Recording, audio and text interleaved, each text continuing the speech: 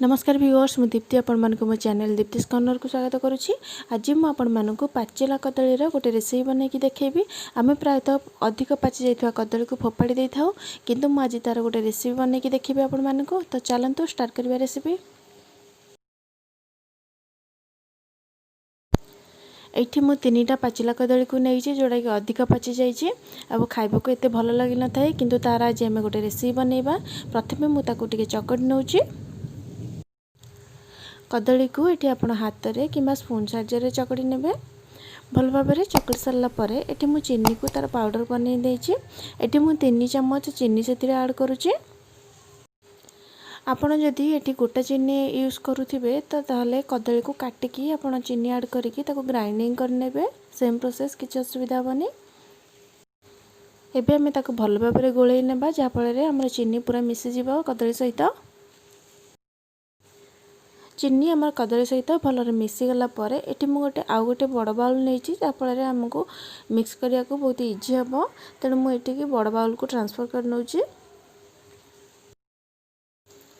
एबे आमे से गोटे कप अटा ऐड करवा। गोटे कप रु टिके कम मुझे सूजी ऐड करुची। गुजराती गुंड ये मुझे गोटे चम्मच ऐड करी। गुजराती गुंड फल आम रेसिपीटी बहुत टेस्टी लगे। प्रथमे आम कदली सहित ताको भल भाव में गोलई देबा। ताकू एभली भाव में टिके गोलई सारा पर एबे आमे सिझा क्षीर हाफ कप नहीं से हाफ कप सिझा क्षीर रु मु अल्प अल्प करके ऐड करी और मिक्स करी। क्षीर को आपण एकाथरे ऐड करेंगे ना, अल्प अल्प करके ऐड करेंगे। ये देखो मु 3 ରୁ 4 चम्मच ऐड कर पुणी ताको मिक्स करी एवं देखा आमर से बैटरटी कौ भाई भाव में होची। एठी आम बैटरटी टिके बेसी सुखिला हो गला। एबे मु आउ 2 चम्मच क्षीर से ऐड करुची। एबे ताको पुणी मिक्स करनेबा। यही देखंतु ठीक यही भाया ही आम बैटरटी रहिबो। पूरा आमर पूरा सुखा रहिबनी कि बेसी लिक्विड रहिबनी। एबे मु सेतिरे किछि बेकिंग सोडा पकाउची। ताको भल भाव में गोलई देकी आमे ताको एबे 10 मिनिट पई छाड़ी देबा।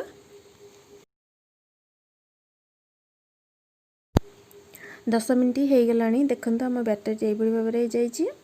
एबे मु बैटर को गोटे पाइपिंग बैग रे भरी कर दउची। आपण चाहिए पॉलिथिन ना यूज करि परिबे। जदि आपण पॉलिथिन ना यूज करि न परिबे ताले आपण हाथ रे मध्य आपण जेमती पकोड़ी बनांती सही भलिया भी ताको बनै परिबे। एठी हमर तेल गरम हो गलानी। तेल गरम भल भाव में हो सारा पर मु ताको एबे मीडियम को आनची भारी। एबे आमे ताको धीरे धीरे प्रेस करके पकेबा।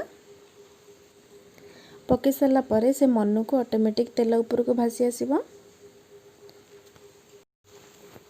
गोटे साइड आमर टिके लाइट ब्राउन हो गला पर आमे सबको एपट सेपट करनेबा।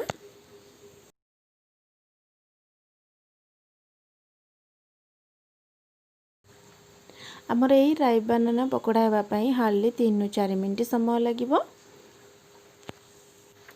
3 ରୁ 4 मिनिट पर ये देखंतु आमर पकोड़ा पूरा ब्राउन कलर हो गलानी।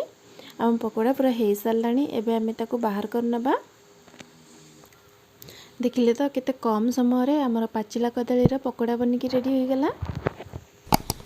देखिले तो अधिक पाचि जाइथा कदली को आपण न फोपाड़ी के केते बढ़िया रेसिपी आम बनई पारले। यह खाइबा को बहुत टेस्टी लगी थाए। पिला मानक मध्य बहुत भल लगी थाए एवं बड़ मानक मध्य बहुत भल लगी थाए। आपण माने याकु घरे ट्राई करंतु एवं आपण मानक मोर ए रेसिपीटी केमिति लागिला कमेंट बॉक्स रे लिखि जणांतु। जदि मो चैनल रेसिपी गुड़िक आपण मानक भल लागुची मो चैनल को सब्सक्राइब कर नियंतु एवं वीडियो को लाइक कर दियंतु।